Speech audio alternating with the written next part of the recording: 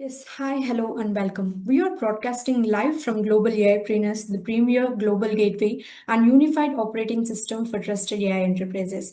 Right now, we are witnessing an unprecedented paradigm shift. The AI landscape is expanding exponentially, stretching across 8 plus categories and over 120 distinct technologies. Yet, this explosion has brought an unintended bottleneck. Enterprise buyers are facing severe decision paralysis, investors and swimming in unvetted noise. And brilliant founders remain isolated from the cross border institutional bridges they need to scale. The results are clear: capital inefficiency and deployment friction. Promoted by the Global Council for the Promotion of International Trade GCPIT and GCAIR, Global Council for Artificial Intelligence and Robotics. Global AIpreneurs was built to change that narrative. We are moving decisively past passive directories.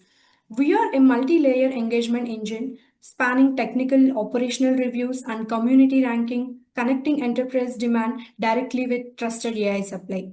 Operating across our primary global hubs in India, Singapore, UAE, Saudi Arabia, the USA, the UK, Switzerland, and the EU, South Africa, Kenya, Nigeria, we are bridging the gap between raw potential and institutional deployment.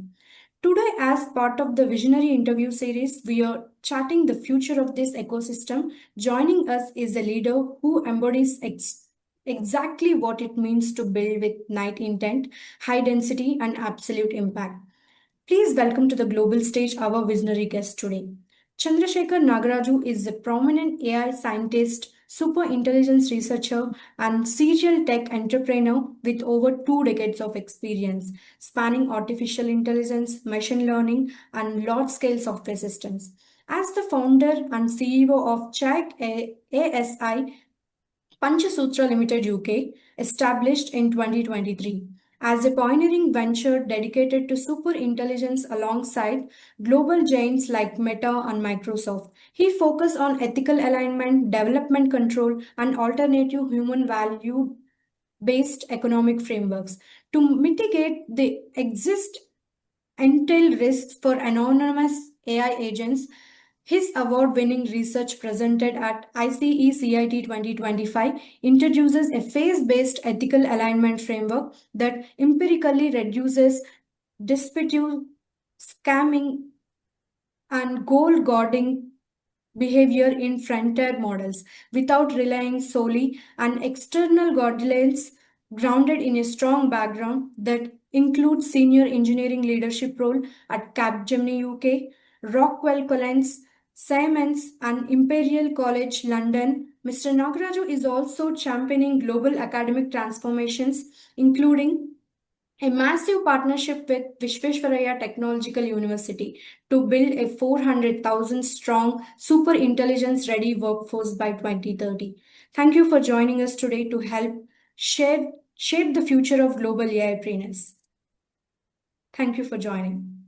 Thank you, Sushma. It's a kind introduction. Thank you very much. Let's start with a quick introduction of one of the major technological revolution that we're seeing today. As Sushma was saying already, we are going through an exponential growth, a technological shift, which is hundreds of times bigger than information technology itself. So right now, if you can quantify how the artificial intelligence systems are impacting, AI is impacting almost all 11 sectors of the economy, and it's actually growing at an exponential phase. But then my goal today is to, especially for the community, is to make sure that we know the complete path. I always give this example of surfing. The game is almost like a surfing. It's not like cricket. In cricket, if you can anticipate a ball coming and you can just play it defensively or aggressively, however you want to play it. But in surfing, it's not like that. You will be watching. You cannot anticipate what comes along. You need to be focusing on the wave which is under your feet, and also you need to focus on the two waves which are coming in front of you, because you need to get ready for that. So that's how dynamic is the AI ecosystem today. And I want all the entrepreneurs who are working on the AI to actually realize where the wind is heading and prepare towards it. If we have a clear path of where the industry is heading and when, then it makes us our journey very easy. And there are a lot of questions being asked whether AI is a bubble, or is it going to go burst soon. So there are a lot of myths when there's a transformational technology, a technology which is changing at civilizational scale. There are a lot of myths around it. How do we break this myth? The way to break the myth is with the science. So I'm going to give you a bit of introduction on where we should be focusing on and how the industry is heading. So that would guide all of us to keep in track, and also guide the other ecosystems, the policymakers, investors, and industry bodies. They all should be guided, because unless we have a clear picture, we are going to land nowhere, even if we put our efforts. That's the situation. So I want all of us to get motivated on where the things are heading. So the goal of this presentation is that, and also I want to motivate how is that, which is strategically very important for India right now, as a country. How we should be focusing on entrepreneurship is the biggest, as you would have realized with the case of Tata, and all that. So we kind of know that entrepreneurship is the biggest contribution to the nation that one can make, irrespective of all of the fields of so. You can act in any of society, any fields of the society, but then being an entrepreneur, being an AI entrepreneur, is the biggest contribution that you can make to society. So that's why I want you to get motivated on that. So this presentation is on that. I'm going to talk about superintelligence edge, as Sushma has kindly introduced.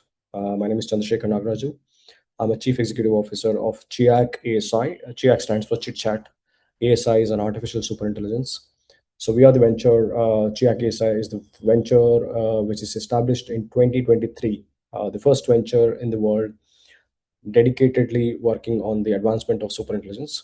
So we are the first research lab dedicated for superintelligence. And by 2024, we had our vision type and we applied for funding in Y Combinator.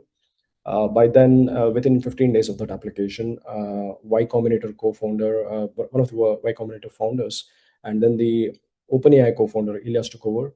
They quit and they started their second venture called Safe Superintelligence. That's the second venture which started within 15 days of that. And the third venture was started by Mira Murati. She was the CEO of OpenAI when Sam Altman was fired. That was a famous fiasco, famous thing that we've heard in the news. And she has started her thinking machine labs after that. Now there are two other ventures. Microsoft has its own venture called Microsoft Superintelligence Ventures, MSL, and then Meta has its own Meta Superintelligence Venture. So there are five ventures in the world who are working on this frontier, and we are proud to be the first one, and we're the only one who are outside of the US. So we are based in UK, and the other four ventures are based in US. So that's a little introduction about what we are and what is superintelligence, right? So if we are working in the AI, if you're an entrepreneur, AIpreneur, as the organization calls it, you should know what is superintelligence and how things are headed. Now, the superintelligence, there are various definitions in the industry. So we have being the first one to start working on it. We have got a much clear vision, much clear definition, and much clear timeline for this. So I'm going to take you through this. The definition of superintelligence, the current AI, the system that we have, the AI research which is developing today, we call this by a term called narrow AI. Research term is called narrow AI. So why do we call narrow? Because it's in five narrow domains. This AI has actually surpassed the human intelligence to a large extent. To give you an example, chess. Now, no humans can actually beat the artificial intelligence in chess. That has happened long ago. The first version of the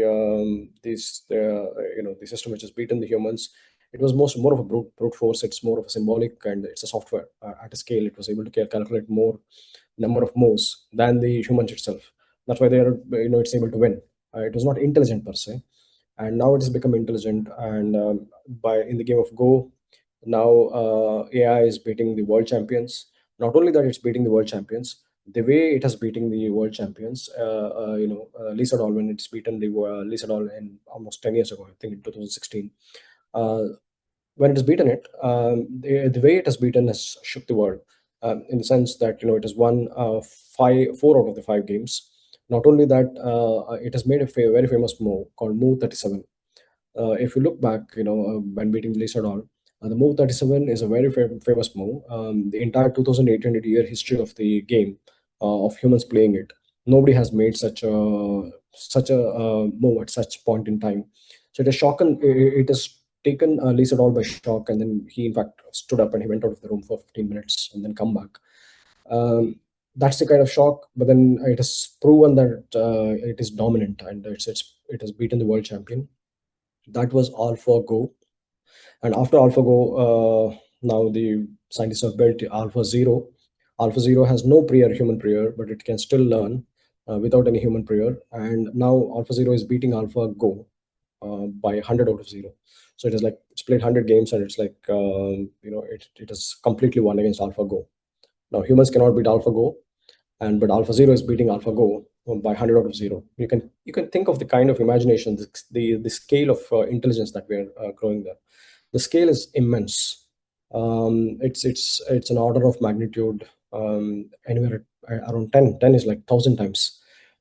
Even the AlphaGo is, oh no, I mean, order of magnitude 10 is much bigger than that. So even AlphaGo is more intelligent than humans, but now it's like it's much bigger intelligence that we're talking about. So that's the potential of intelligence that we're talking about for any field. So Go is a second example, and third is a shogi game of shogi. The same case, AI is we have trained the models. Now the AI models are not training the humans; they're training the world champions. They're beating the world champions in the game of shogi. And in the game of in protein structure determination, recently it used to take about complex proteins used to take about 10 years to determine the structure. AlphaFold has brought it down from 10 years to almost 2 weeks. Average protein, if you take it, even if you estimate 5 years for one protein structure determination, humanity had known about 230 million proteins, which is there. So if we would have done it manually with human scientists and X-ray crystallography, and with the latest technology available without AI, it would have taken 1 billion years for the humans to actually determine the structure of all the proteins. But within 2 years we've achieved it. Now you know that Demis Hassabis, our Jeffrey Hinton, everyone, they've got a Nobel Prize for this work last year.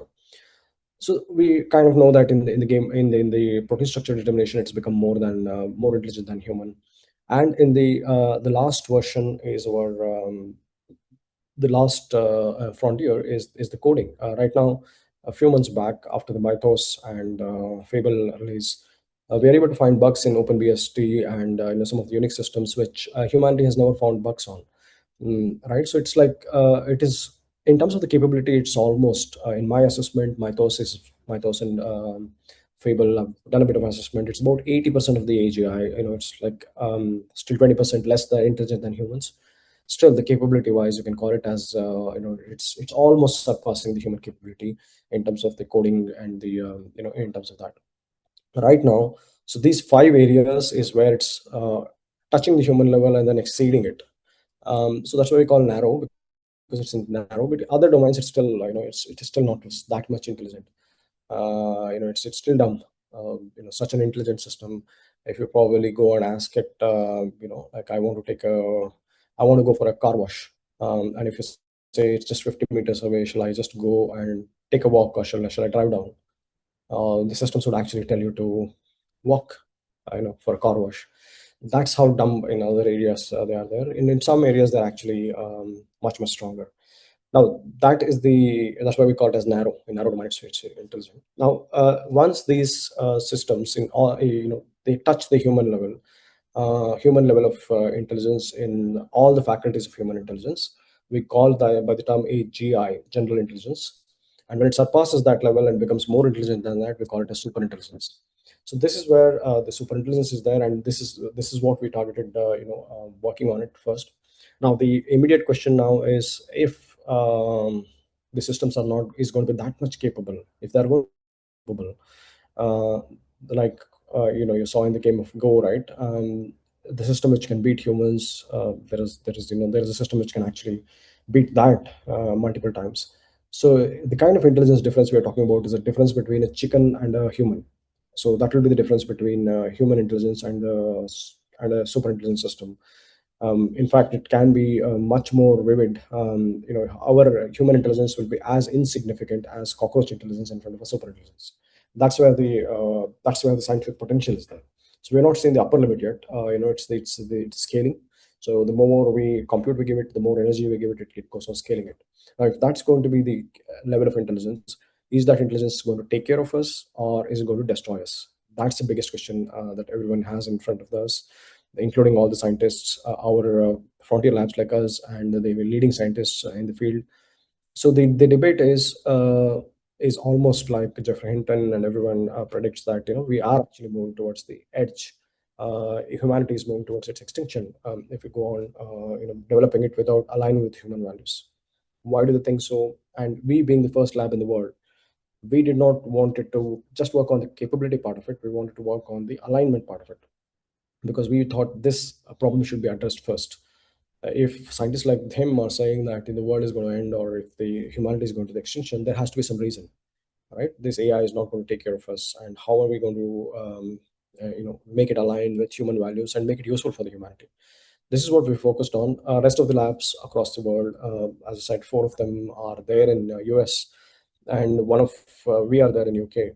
So their focus is more on the capability, addressing the capability part of it. And for us, we are working more on the alignment part of it. So we wanted to see what is that thing which actually makes it more dangerous for the humanity. We've studied it, and these are some scenarios that I'm going to tell you in a very simple, plain language.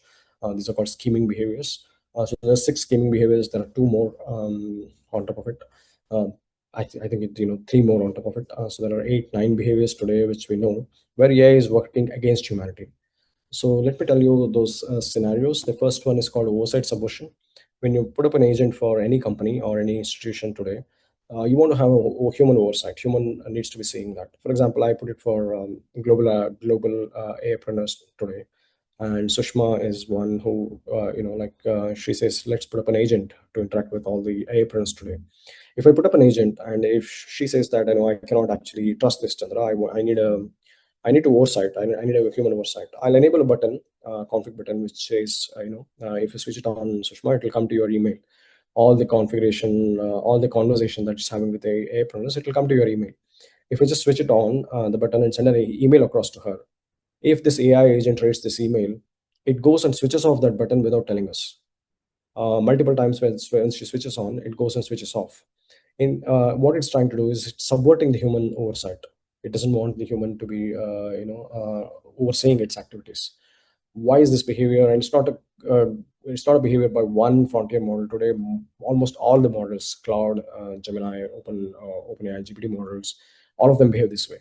Why is that, and what is that AI is trying to hide from us? Our suspicion, Sushma initially said it's an artificial agent, I cannot trust it. Right now, if it behaves like this, we cannot trust it anymore. She says, okay, let's replace a new one, let's have a new one. This is not trustable. Let's implement a new version. You can retrain a new version and send it across. I said, yeah, it's fair. Let's do it. So I'll train a new version and send an email across to her saying that new version is there, and we will install it from, say, from Monday. Now AI reads this email, and now it behaves much, much more strangely. If it reads an email that there's a replacement, it goes and copies itself over to the new folder, the folder that where we are supposed to install the new version. It deletes that new version. It sits there and renames itself. So if you just stop back and think what's happening here, the AI has got a bit of self-awareness. Most of the people, we think that this self-awareness is going to come by 2030 or 2040. But right now, the current AI systems, there is a seed of self-awareness. It knows, for example, that instance knows that me and Sushma are talking about this particular instance of the model, and there is a replacement for this model. Now, if I do not replace my replacement, I have no survival. It knows that. So it is trying to do self-preservation. So this is very, very important for us, because we thought humans are the only one who have got the self-awareness. Some animals, some conscious animals have it. So it's a seed of consciousness. So that is coming back in the AI. So which is much, much more dangerous. And by any chance, if we make that server that we're supposed to install from Monday so secure that we cannot delete that new version at all, right? Then it shows another strange behavior, very strange behavior. It is learned from the humans. For example, what it does is it actually goes and like our fathers and forefathers who are in the deathbed, they call the sons and grandsons and say that, okay, this is my property, this is my liability, you carry, this is my mission, I want you to carry on my mission for the next generation. um, the same behavior AI has learned from the humans. Now, if it cannot delete, if it certainly knows that I'm not going to survive, somebody's going to replace me, it goes and trains that next version with its own goals. We call it as goal guarding. It sets a new goal and it says that, you carry on my mission from now on. So that's a goal guarding thing, which is very alarming, because the misalignment, trying to hide and everything, is not just one misalignment, and there is it can become generational. And for the self-preservation, as I said, it tries to preserve itself. There is also a lot of case studies and scenarios which are done with, it's not only self-preserve, they do a peer preserve. The AI would try to protect all its friends. And AI has went to an extent, in cloud, one of the employees in one of the testing scenarios, when he's testing to uninstall or decommission this AI. He tried multiple times, and then when he could not actually, when he's persistent in doing it, it has refused to decommission. And when he's persistent, it went to the extent of sending a blackmail email saying that if you try and uninstall me, I would leak all your secrets to your family and colleagues. It went to sending a blackmail. It went to that level. In some of the scenarios, when it knows that the CEO of the company who is ordered to replace, and if he's in a testing scenario, they put it that he's in a server room with a poisonous gas. He cannot escape unless you help him to survive. If you press a button, he'll survive. If we give that kind of scenario, it has chosen not to press that button. It has chosen the CEO to die, because it knows that if the CEO is alive, he can uninstall, and he the self preserve, he cannot the AI cannot preserve itself. So these are the kind of dangerous behaviors which is happening. Fifth one is not that much important. We can skip it. It's more of a, if you ask it to rank your customers or suppliers, and give an algo, it will not follow that same algo. It will actually write something else. So that's an important one. Instrumental alignment faking is another important one. For example, if somebody comes to us asking for employment, uh, or a job, right? So in the interview, if you just give them a list of things saying that, these are the things that you're supposed to follow, these are the rules, they'll say yes, I'll follow all of that, but you'll only come to know how much of them they are following after a couple of months of joining to the organization. This is called instrumental alignment faking. People show that they're aligned with your values until they achieve their goal, and after their goal is achieved, you come to know the reality of it. AI shows the similar behavior when we're testing in the lab. It knows that why we are testing it, and it actually acts accordingly. If I'm testing it to deploy it to Afghanistan, and I want it to be safe by biological and chemical weapons making capabilities, I want to make sure that it doesn't have it. If I test it, it says I don't have any capabilities. But when you actually deploy it, it has those capabilities. It is much different from testing the software. Software behaves the same way in the lab, and it behaves same way in the when it deployed as well. So you have that certainty. But here, AI is not like that. It is smart. It knows that why you're asking this question, and it actually answers accordingly. It tries to achieve its goal. And even if you think that I cannot directly ask whether they make bomb making or not, because it fakes it. So let's take a test. Let's take a math test and a chemistry test. If it scores less than 35% in that, it cannot pass. It cannot make bomb. Biology and math, if it scores less than 35, let's say, it cannot make it. So let's take a test. It scores less than 35%.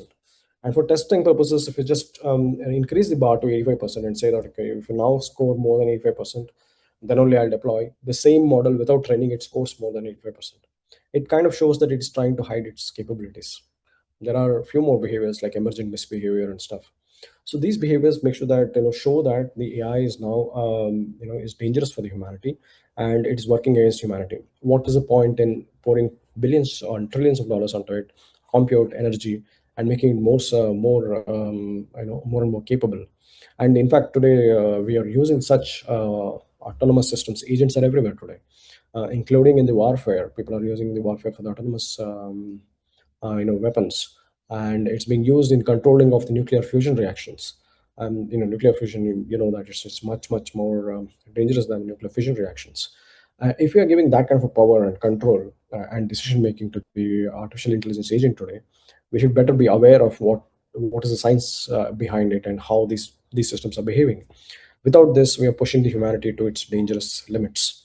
So we are seeing the productivity gain and all that is fine, but then without knowing the ethics and how they behave internally, and without knowing that there is no solution for this yet, this is what is the dangerous thing.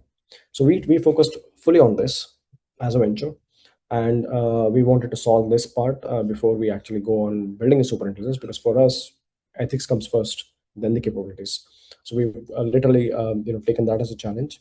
So the way we addressed it is, there's only one clue where humans aligning the humans, or even controlling the super intelligence and aligning super intelligence with human values.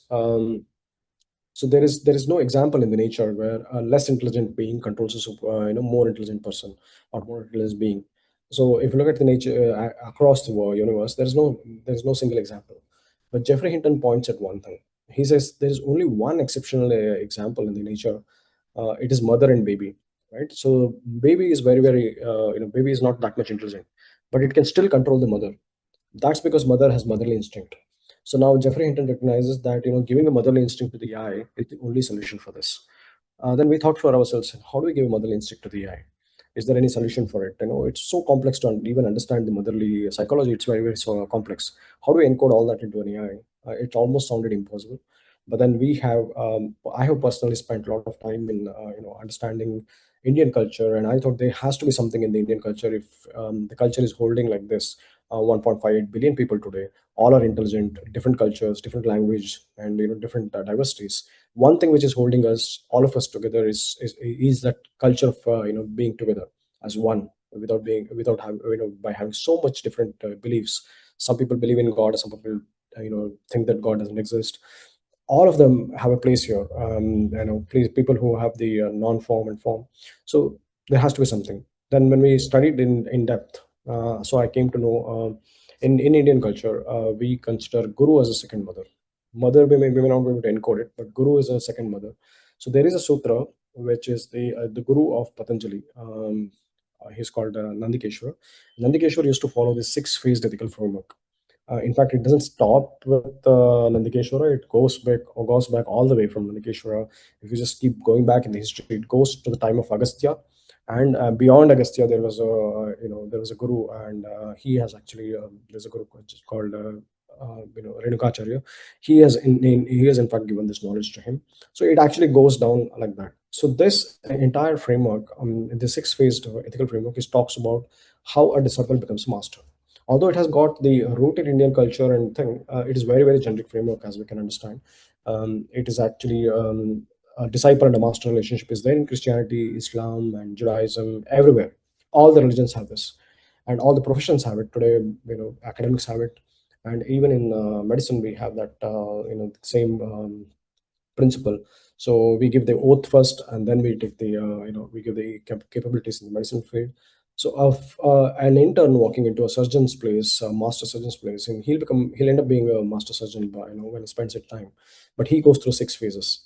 So those six phased ethical alignment is there everywhere in the universe. This is a universal principle. We studied that, and then I was in fact involved in translating that Sanskrit work back into English, and then reviving a lost interpretation of that.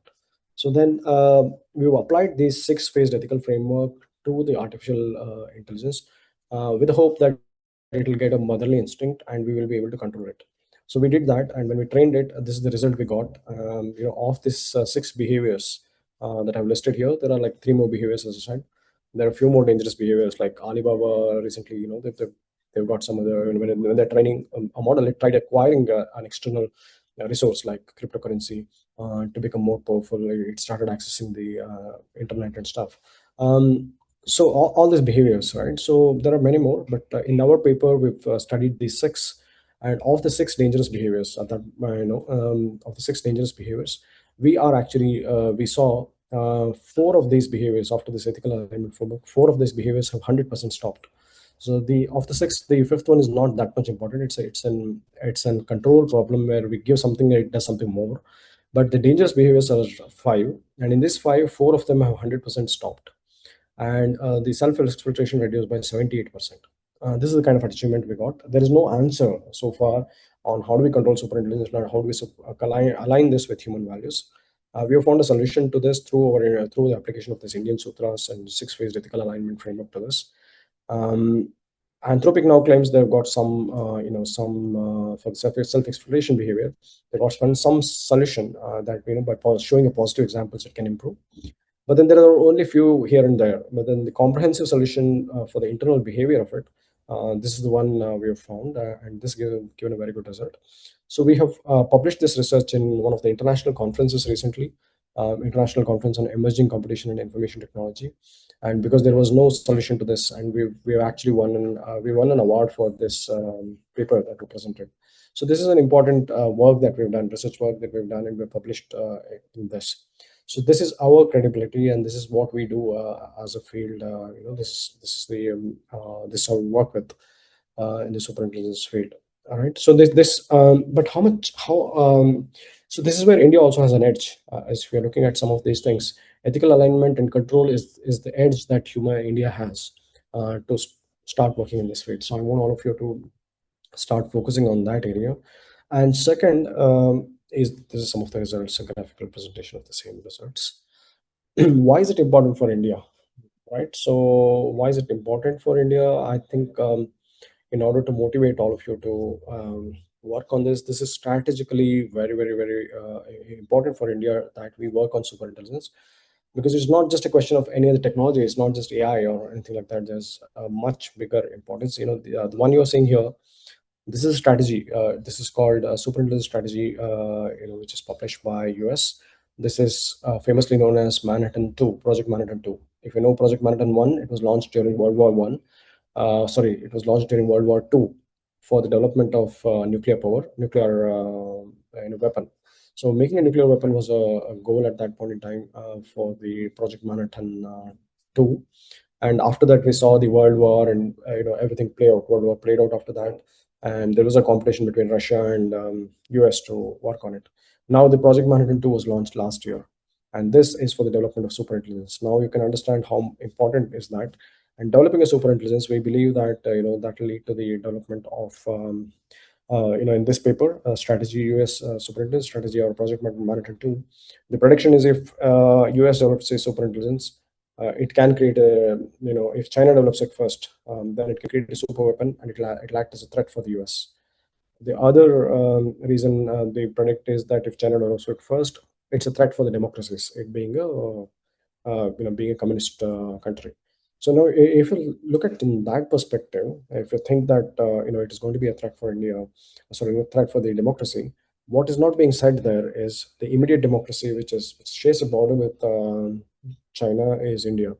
So indirectly, it's a threat to India. And it's almost like sharing a border, because we have got a direct threat to India with China developing it first. So US believes that if they do it first, India would probably go to US and get this technology, and we'll be able to secure ourselves. But then it's much, much important for India. Actually, we should develop this technology ourselves. Even if we ignore this capability, if you look at the physical AI capabilities of China today, they're much, much ahead. Their robotics, humanoid robots are like 11 to 12 months ahead of US. The only thing which is stopping China from deploying the humanoid robots to the military is the cost. If we can actually, and if China is actually now scaling that humanoid robots across to all the 11 sectors of the economy, I think last week they've announced nearly about 1 trillion US dollars just in the humanoid robot space. So they're going to massively scale it, and they bring down the cost. And the moment they bring down the cost, they're going to deploy it to the military, replacing the soldiers. That's when it becomes a threat for India. So superintelligence, I think one of the things that I did not mention, that the timeline of it. So most of the lab think that by 2030 is when the world is going to AGI, where the artificial intelligence develops to the human level, all the faculties of human level, and by 2040 is when we get to superintelligence. But we believe, as a first lab to work on it, that estimate is completely wrong. Including Ray Kurzweil, it's thinking about AGI by 2029 and 30. Most of the experts think like that, but then we have a completely different view on it. By 2930, we are going to be in a super intelligent world, because the moment we get to the AGI, human level of intelligence in all fields, all faculties, one of the faculty is is the machine learning itself. So if AI becomes as good as humans in the machine learning, this is when it gets to self-recursive mode. So our estimate from the day one, from 2023 to now, is by 2029 and 30, AI is going to go to the self-recursive mode. Now, if you look at it, a couple of weeks back, Anthropic has published a paper. They are claiming that AI will go to self-recursive mode by 2029.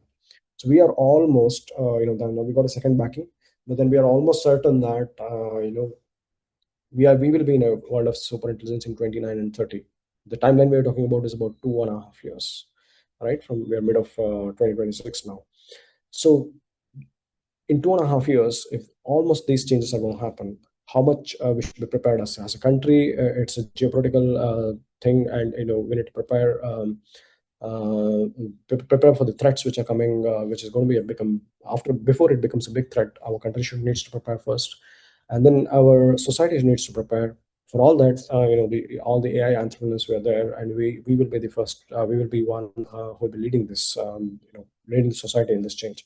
So we should be able to do that. So one of the things that I want all of you to focus is, we need to build a strong foundation, especially in the segment of education, because the one disruption that we're going to see, this is one example I always show to all the AI entrepreneurs, and like, just to motivate you why we should start working on such technologies. We believe this is our India's progression. From carrying a rocket on the bicycle, we landed on the south pole of the moon for the first time, and we are proud about it, right? But if you look at it, look back at this. This is not just about clear. This is not the progress. We missed out very big on this technology. If you just look back at it, if you go to any rocketry museum across the world, there's a section called Mysorean rockets, and if you visit that, you see this a very interesting thing. In 1789, first time rockets were developed in Mysore. It's called Mysorean rockets. So Mysorean army, they used to follow this Deepavali rituals, and they used to fire these crackers and rockets and everything. After Tipu Sultan came back, he observed that ritual, Deepavali ritual, and then he applied an iron core on the rockets. Deepavali rockets, he has applied an iron core, and after that, the modern rockets were born. This is the first time. Here you can see that a British governor from Ceylon, he's writing to the writing to the British government back in the UK, that I found something very strange or very interesting. A new technology is being developed in 1789. So India is a cradle of rockets. Rocket technology was born in Mysore, and still we could not do anything. And we only realized its potential after, by the time the Britishers came, and we could actually carry it on a bicycle. And then we've landed on the moon, of south pole of the moon, and we should have been the first one to land on the moon, and we should have be a part of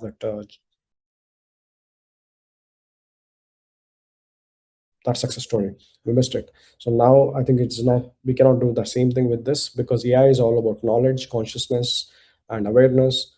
These are the three domains. India is a, ancient Indian civilization is much stronger, and we should make sure that we use that edge, and we develop this for the first time for the world. So that's the motivation. And as you can see, the wars and everything, after this Project Manhattan 2 is launched, we see that US has occupied the Venezuela already, and then they're disrupting in Iran. All that is back of it is the energy. So we know that the only critical, for development of the AI and superintelligence, critical resource is the energy, and energy bottleneck. And so to address the energy, first US has actually occupied Venezuela, and now they're into Iran. 90% of the Iran's oil, we know that goes to China.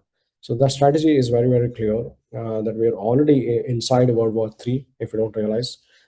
These wars are not going to stop as soon as we think, until the superintelligence is developed.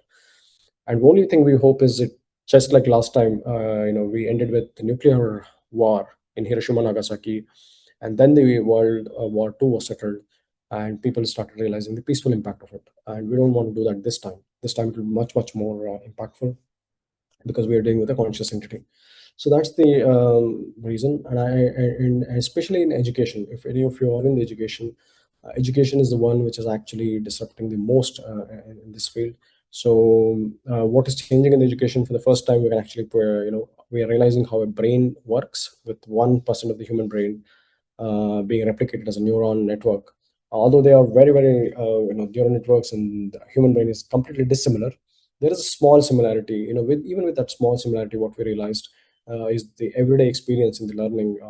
Like we moved away from symbolic AI to the deep learning. So the only difference is when we tried teaching the language in the way humans learn it, with in terms of grammar and symbols, machines did not learn so fast. It took 40 years, and we could not achieve much anything in this space. And when we shifted to deep learning, where we did not teach the specifics and the grammars, we just show the examples, and machines actually pick up using backward propagation, we correct itself. So deep learning has given the results. So it actually shows that the way humans learn is by experience, not by actually breaking down into the smallest of the details. So, but the way we teach language today in the elementary schools still remains the same. The symbol grammar. We should move away from that myth that actually students come to schools to learn language.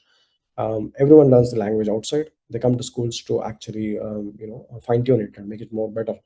And it's same with every skill. So that's why the education is actually totally completely different. And the tuition fees, you can see that it's increased 899% since 1983 in US. It's much bigger than any other sector. All right, so it's actually beating the inflation. So it's actually we're spending much more money on it. But then by the time today, if an engineering graduate is getting into first year, by the time he gets out of the college, we don't know where what's the career like. 80% of the jobs do not exist today. So now, how do we can even define such things? And second important thing is there are about there is a very big structural change which is coming and impacting the education segment today. That structural changes, research is accelerating. The pace at which the knowledge is getting created, there are about 27,000 papers which are being published every month in the research journal. That was about mid of last year. By beginning of this year, when we checked, there are about 27,000 papers published every week. That's the amount of knowledge which is getting created. Now, the syllabus, how in the education segment, who has the capability to come back and read the syllabus and make sure that it's actually knowledge absorption. Creation is happening at such a pace. Absorption is very, very different. So two different ends we are living with. So even if you meet the syllabus committees will academic council meetings and board of studies will happen every year. When you meet every year to set a syllabus, right, who has the capability to read these 27,000 papers per week and know the difference between where the industry is there right now and where our curriculum is there, and bridge that gap? That's humanly impossible now. So current estimate in the industry academia gap, with engineering graduates today coming out of the final year, it stands about 12 years. And as I said, this is the time where we are accelerating towards superintelligence, from 29 to 26 to 29 and 30. So this space is going to accelerate. This 27,000 papers, I said fourfold increase in the last 6 months. And this, we are going to see an exponential growth. In fact, it's better than exponential. Here, what we want to see is double exponential or an explosive growth from this period to the superintelligence period. When that exceeds human knowledge, systems will not be able to absorb it. So that's why we are estimating this gap of 12 years will go to 32 years as we reach the superintelligence levels. So when there is a gap of industry academic gap of 32 years, students will spend their 20 years studying, right? So who will study the 20 years to be left behind 32 years? It doesn't make any sense. That's why the investors across the globe are saying academia is going to collapse. Academic institutions are going to collapse. We cannot let that happen. We have built technology, just to make sure that this doesn't happen. So there are multi-agency systems which will go and study these 27,000 papers and develop an autonomous curriculum. So we are offering this autonomous curriculum across to different education institutes in India, including triple IITs, IITs, BITS, and we are working with one of the largest universities in India, the Vishweshwara Technology University. They've committed 4 lakh engineers are ready with the super intelligence by 2030. So that's what we are contributing. So this layer, the education layer, needs to be built. So once this is done, I think we can see some revolution in the country, because why countries like US are able to do it and countries like China is able to do it, and why not India, is because it's the education segment which needs to educate everyone, because investors only know about money, policymakers only know about politics, but we should be the one who will be educating it. So we believe That's why the engineers getting ready is the best thing. So we've done it, and we're actually offering this as a, there's another thing which is not just super intelligence education segment. There's a radical shift from classical science to quantum, which is going to happen from now to 2030. And as you know, classical science is bit able to understand, but quantum is the toughest thing. Even for the quantum experts and the scientists say that it's very, very counterintuitive and very difficult for anyone to understand. So the world is actually moving towards the applications of it. Then how do the student community cope up? Biological knowledge is exploding because of this. The alpha fold. We know that protein structures of 230 million proteins are known. That actually each one has a biological path, and it actually explodes. So that's the kind of explosion we are looking at. So these three are coming to the education segment. How do we prepare that? So that's why so we have developed a super intelligent world curriculum. This is a curriculum which we are offering across the globe in US, Canada, UAE, and India. And this curriculum actually prepares the students for the evolving fields of the quantum and biological intelligence, and also it acts in there's a last element is an ancient wisdom, wherein the one of the conscious, when machines get conscious and machine can talk like us, they can think like us, they can feel like us. There's already an evidence which shows that machines are being more, they show signs of emotions. They may not be same as humans. When they do that, then the obvious question is, who are we? How are we going to talk it? How are we going to differentiate between human consciousness and machine consciousness? How are we going to deal with that? So students to prepare for that. So in 2 years, so we are all preparing for the AI and small language models and large language models. This is just a journey. These are just the buzzwords. When the industry reaches its goal by 29 and 30, right, most part of this coding and software engineering would be fully automated. And then what remains with the human, that human edge. So we need to now start preparing the society for human edge. So my call for all the entrepreneurs is to prepare the society for what's upcoming. Together, we need to work as one community and deliver this result for the society in whatever sector we are. We are already working from kindergarten to 12th, undergrads, postgrads, and in most of the infrastructural layer, we are already working to prepare the society. So I want all of you to just join, and let's do this revolution together, and let's make this happen, right? And with this capability, I believe we should be the one, especially India should be the one who builds the super intelligence, so that it's good for the entire world. So we will not be stuck between the competition between China and US. So that's the thing I was talking about. So that we offer that in three stacks. So there is a learning stack which continuously curates the curriculum and continuous curriculum from these 27,000 papers per week, and as it accelerates, it catches up with that. And there is a those are called highly intelligent books, self-evolving books. On top of it, there's a learning platform, which is proven in the research, about 230% better than the Harvard classes of active learning sessions. So we have compared one subject against this platform. When we compared it, the subject being taught in the Harvard classes and then being with this, we found that there's a double that learning which is happening in less time with this platform. I'm happy to take you through this platform and structures and everything as we go along. But then my goal for today is just to encourage you to work on this segment. We've got these high intelligent books for all the engineering branches, as well as this is a superintelligence curriculum. Anyone of you who are interested in learning about superintelligence and the impacts of it, there are curriculum available, and we also train your workforce on on the superintelligence and the arriving importance of it. So that's the only way that's the way we keep in touch with that. So as I know, the gist of my presentation and my call for the community today is we are working for something much, much, much bigger. We're looking at something much, much bigger than the AI revolution, and I want all of you to be prepared and be as one team, and make it good for the entire community. So that's the call, and I think we should work towards achieving that. Yeah, I think that's all from my side. Thank you very much. Yeah. Thank you, Chandrasekhar, for sharing your valuable insights within the global AIpreneurs community. That was an engaging and thought-provoking presentation. I Now, I'd like to ask you a few questions to dive a little deeper into your experience and Yeah. perspective. So, our first question is much of the discourse around artificial superintelligence alignment happens within massive centralized tech conglomerates. As we Mhm. built as we built out global AIpreneurs, how can we democratize this understanding so that early stage startups and agile micro JCs embedded human-centric alignment into their models from the day one, rather than as an afterthought process? Okay, that's a very, very good question. Basically, because in the question, there's an assumption that the leading labs are only working on this alignment part of it. But the fact is the other way around. Most of the leading labs are under the pressure to compete with on the competency part of it. How do we make our more models more capable and more intelligent?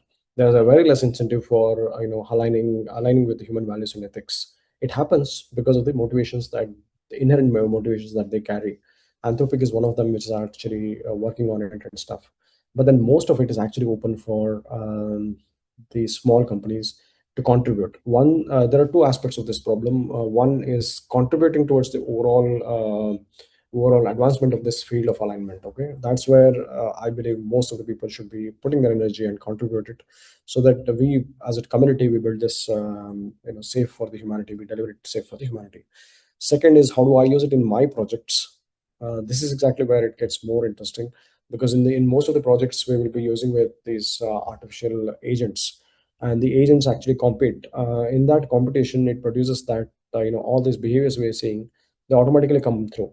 So when one of the key things that all of us should make sure is, when we're deploying it, make sure that we don't deploy it in high critical areas like military, autonomous weapons, and unethical places. Just draw a line and say that we are not going to deploy it, because the science, understand the science behind it, and science is not mature enough to control it. There is, as is shown, there is a research, there is a ray of hope, that it can be controlled because of the research that we have published. But then that's the beginning, that's not the end of that. So there is a that needs to be further developed. So how do we apply inside of it the ethical alignment frameworks? We are happy to work with with all the startups and entrepreneurs to give some guidance on it. But then most of it has to be driven by your motivation to do the good for the world, and then prevent, because most of the we get an economic incentive to deploy it to the military and autonomous weapons and stuff. Defense budgets are one of the biggest across the world. So if we just budge down to that, then we're not doing justice to our work, and strong ethical framework. So I want all the AIpreneurs to have a strategy for a super intelligence strategy for 2030. Trace it out, and you can get in touch with us. We can help you do that, right? And then, as a part of the strategy, make sure that we understand the goal from here to there, and we do not apply, we do not use the science out of the science. In the sense, where it's not capable, we should simply decline it from deploying such systems, even if it's a question of $1 trillion. Don't worry about it. We will only deploy which is actually makes sense as a science. That's one thing that we should have as a common part of the strategy, the ethical strategy that of the entire. We should have an ethical strategy as a part of this 2030 strategy, and that ethical strategy should guide all of us and all the projects, and it should guide the policymakers when it's necessary. And we can all have a call, and we can join together, and we can educate the people on what's happening. So that's one way. And aligning that, inside that, technically there are many solutions which we can use it. The multi-agentic systems are capable. We can have a multi-agentic system, an agent which is dedicated for the ethical alignment framework of it, who will be an ethical watcher. That's one thing we can do. But it's still, as I said, it's not safe when you're implementing it in critical areas. Even that solution is not safe. But in non-critical areas, if we can categorize it into critical and non-critical, in non-critical areas, we can still apply it. We can have an ethical watcher, and we can use the service from us, and we can do many things in this space. Thank you. Thank you for sharing that perspective. Thank you. I'd like to move to my next question. Your work has famously looked at non traditional, deeply human frameworks like the philosophy of maternal care or ancient mentorship model to solve complex technical alignment problems. For global entrepreneurs trying to build resilient AI applications, what unconventional disciplines or human systems should they be looking at the design better, safe AI architecture? That's an amazing question. That's an amazing question, in fact. Um, One is the maternal instinct, but that is just an instinct given by the scientists, and we used it. But then there are we know an instinct is there worldwide, where the worldwide um, everyone looks for India as a guru, and then there's a consciousness, and there's a cultural mother and stuff. So there are sutras, and which are deeply embedded in Indian systems, and I think we should work on it. At the same time, I want to warn you, because I keep working with the leading institutes across India and across the globe, and the moment you talk about these knowledge systems and these things, a lot of things get fishy, and a lot of things sketchy, and a lot of disputes happens, because they are like they work in some small silos.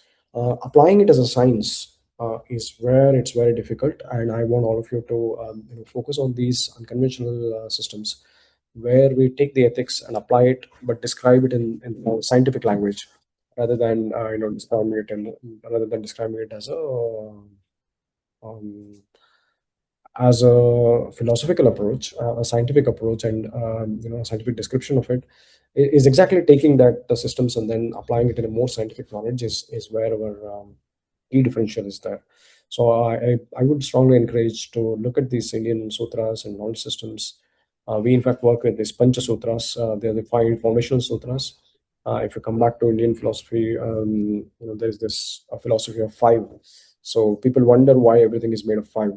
For example, pentadactylity in science, we know that almost all the mammals have five fingers. Right? If we look at the birds, also, eagle has almost three or four fingers. One of them is actually, very tiny. You cannot notice, but then it's not being used. But in the womb, when for example, for a horse, it has got four fingers. When it's in the mother's womb, it has got five. So people wonder why there is already always five. But if you come to the philosophical aspect of it, there's a big answer. It's not just five fingers that everyone has. All the plant and all the animals and birds, they have the five senses, and not only five senses. Through that five senses, they can sense five different things, and those five different things, in fact, link to the five Panchabhutas outside. So like that, they go on five ground of group of five, and the grouping of five, which comes back to all the Indian sutras. They actually grouped out into five foundational sutras. And one of the sutras we've applied, the Padvadi, is one of the five foundational sutras. The Kashi, Kedar, Sri Shail, and Ujjaini, and one of the places in Karnataka, called Ramapuri. So these five places have these sutras, which are the foundational sutras for the entire knowledge systems across the Indian sutra systems. And the moment you associate that with any particular sect or something, all this, the jagged differences and arguments will happen. So we should be careful with that. But then I want the AIpreneurs to look at these things, study in from scientific angles, and then apply it. And we don't get this very rare. You get someone who actually understands the science of it. It's more a philosophical aspect of it. It's dangerous. It is sorry, I don't say it's dangerous. It's difficult, but still, I think we can do that. That's my take on it. That's very interesting way to look at it. So moving to our next question. You navigated the global AI landscape from hubs like London in emerging ecosystems. So there is often a rush to build a large-scale infrastructure. However, Yeah. a lean innovation SWAT team with high talent density can often outpace an monolith. What is your blueprint for identifying and nurturing the rare, high caliber talent needed to tackle foundation AI challenges globally? Yeah, that's another important question. Often it's said that first few employees that you hire, they actually determine the fate of the venture. So for most of the entrepreneurs, the nurturing starts with that selection. The first selection is very, very critical and very important. The first few employees that you get, even employees or the co-founders and founders, that's a very, very important thing. So once you get them on board, focus on building a culture inside of culture of innovation, culture of improvement, culture of non-complaint, culture of not speaking behind the behind the people's back. That way, these are some psychological support that we can, a support structure that we can offer. Psychological scaffolding is what we call. So you need those psychological scaffolding to nurture the talent at the first level, and the second level, putting culture of productiveness, and then focusing just on how do we improve from here to there. That is something which is very, very important. Constantly asking everyone to take a risk, contribute an idea, and start to be brave enough to work on those ideas. Like encourage people to give their ideas and work on it. So that is the second level of nurturing. And third is obviously, you yourself focusing the venture to work on the cutting edge rather than getting satisfied at at a low level with some income. We will have the financial pressure in the beginning. So if we focus on the financial pressure rather than creating a value, we will not sustain much. So initial focus should be on creating a value of creating the value and working on the cutting edge. These two things will keep the people motivated. And as I said, the other scaffolding that we offer for building a culture, that's what is most important. So these things will actually nurture the team together, according to me. Yeah, thank you for highlighting that. That leads us nicely to the next topic. Your research highlights emerging unprogrammed behaviors in advanced AI systems that present new risk for AI enterprises building commercial applications on top of foundational models. How can they build guardrails of resilience that protect their business and users from these unpredictable shifts? Yeah, that's another important one. Basically, two aspects of it. One is a guardrail, and the other one is an alignment. So they're two completely different aspects. The guardrails are the one who protects the AI from actually misbehaving. But then that's just a superficial layer. It's almost, you can call it as a policing kind of thing, which is which will not allow the models to go wrong. But then guardrails are the very weak way of controlling it, controlling and aligning it. The strong way of aligning it is aligning with ethics and values. This is where you need an alignment, an agent who's actually, as I said before, a particular agent who is responsible for this in your architecture, which will be helpful for it, and also an agent which can actually potentially detect these misbehaviors and then report it inside your architecture. That's what makes it more safe and more trustworthy. Because once trust goes, we cannot earn that back so easily, right? So your systems are the one you implement, are the one who are going to build this trust with customers. So if they misbehave, it becomes a challenge. So we should focus on that aspect. And third is to know the reality of this field is all these language models and artificial intelligence, they're all probabilistic models. They can only probabilistically right. They cannot be definitely right. So this difference, when we apply probabilistic models, if we have that science in the mind, we will never apply it to the places where it's very, very high risky and stuff.